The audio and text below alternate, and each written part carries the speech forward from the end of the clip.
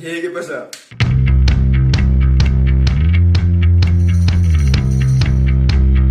Que parleu de les piràmides de Giza i els seus rituals. Us recorde que el dia de pujar vídeos ha canviat al dilluns a les 8 i que qualsevol novetat o canvi la podreu trobar en el Twitter i l'Instagram del canal. Com estareu veient, no estic en la meva habitació habitual i això és perquè estic en el piset d'estudiant de València. Però nosaltres anem a la nostra. Vale, a la faena. Vaig a dir-vos que per poder arribar al concepte de piràmide que nosaltres coneguem, primer va haver de fer experiments el pobre de Snofru, un rei que no va destacar especialment per la seva sort a l'hora de provar coses noves. I mira que va provar de fer-ne 3. Però si no em van encertar cap. La piràmide truncada, que falla perquè tampoc havia intenció real de fer una piràmide. La piràmide acodada, que a meitat projecte necessiten canviar-li la inclinació. I la piràmide roja, que és una de les primeres piràmides, però es fa massa xata perquè la part de baix se'n ve un poc avall. I que ops, que Fren i Miquerinos diuen: muy bien. Este samarro mos han fet un tutorial de com no fer una piràmide, de categoria. I trien per als seus complexes funeraris l'explanada rocosa de Giza. I vosaltres pensareu, complexe funerari, diu. I per què no dius piràmide ja? Ni nada. I ara jo us explicaré el concepte de complexe funerari, que és important. La meva profe sempre anava així en ell. Significa que la piràmide no és l'única construcció que n'hi ha. També n'hi ha més i són totes igual d'importants. Cada una té la seva funció en el ritual funerari. Els egiptes saben el que fan, eh? Alerta en això. En Giza estan els 3 complexes funeraris d'estos 3 faraons. En cas de que algun faraó morirà sense el seu complex acabat, el pròxim ve i diu: no patisques, que això ho paga jo. I ho acaba ell. A part, també hi ha algunes mini piramidetes on estan enterrades les reines o la família reial. Inclús n'hi ha reines enterrades dins de mastales. Com està organitzat tot això en Giza? Pues va d'est a oest, perquè el camí cap a la mort comença en l'est, l'altre costat del riu Nil, i va anant cap a l'oest. Exactament com fa el sol, que neix en l'est i va morint cap a l'altra direcció. Quan mor el faraó, el seu cos creua el riu en barqueta, la qual és com els clínex, d'usar i tirar. Que no la tiren, però només es gasta una volta i ja passa a ser sagrà. La deixen ahí. Recordeu, lo que anem a parlar va d'est a oest. Només creues el riuet i ja tens un edifici que és el Temple de la Vall. Important perquè ahí ja entrem en matèria. Es suposa que es feien 2 rituals ahí dins i són el de la momificació i el de l'apertura de la boca. Ara en un moment parlem d'ells. Després, enganxar al Temple de la Vall de cada faraó tenim una calçada que podria ser coberta. O sigui que això ni l'avinguda Blasco Ibáñez, eh? Ojo, cuidado. Seria monumental. I no seria raro perquè correspon a la idea de monumentalització que tenien els egipcis. O sigui que a cada pas del ritual funerari li correspon algo monumental. Dóna gust dir la parauleta, eh? I esta calçada mos du al temple funerari, on hi ha que fer un altre ritual, com no, i ja al final està el lloc d'enterrament, que és la piràmide tal i com la coneguem. Però ara sí,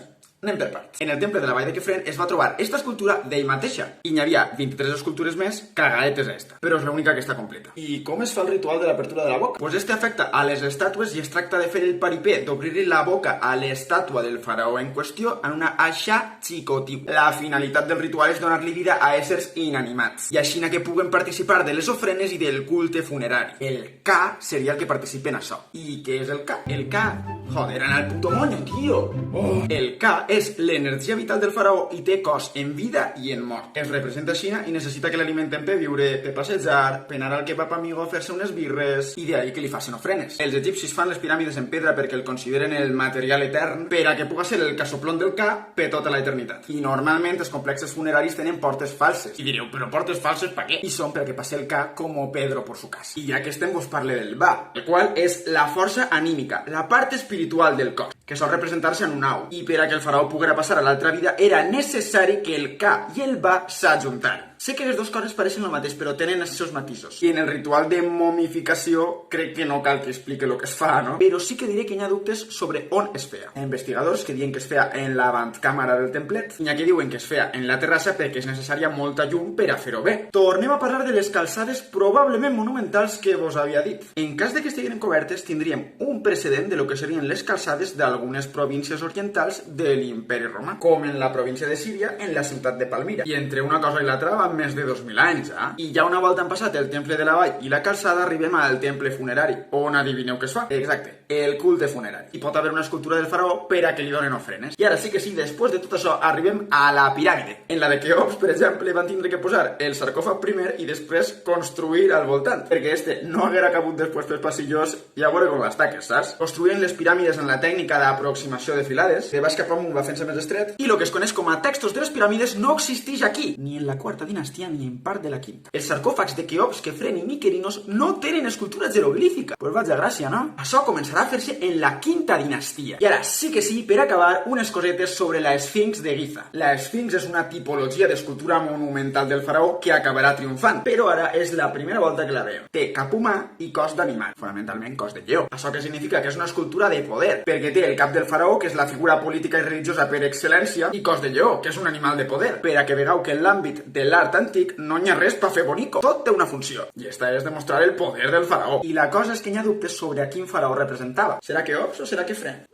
L'única imatge que coneguem de Keops és esta, i els investigadors diuen que per l'estil del tocat, el que du al cap, no coincidiria en l'Esfinx. Però els que diuen que podria ser ell és per la seva ubicació, perquè és veritat que té la piràmide de Kefren darrere i no la de Keops, però argumenten que quan la piràmide de Kefren es fa, la Esfinx ja estaria ahí, i per això la calçada de Kefren estaria torta. Que diuen que és Kefren és pel tocat que porta l'Esfinx i bàsicament perquè està d'enfront de la seva piràmide. Tampoc s'han calfat molt al cap. Hi ha cada un que s'agarra la teoria que li pitisca. I ja ho tenim bé per avui. Si t'ha agradat, t'agradaria moltíssim que el compartires. Segueix-me en l'Instagram i el Twitter del canal per a no perdre't cap novetat. Subscriu-te al canal i activa la campaneta, que si no YouTube no t'avisa de que puja vídeo. Vídeo setmanal cada dilluns a les 8, subtitulats del castellà perquè aquí no es clema ningú. I recordeu que el coneixement no fa nosa i aquí estem per ampliar-lo i compartir-lo tot el que puguem. Mos veiem el dilluns.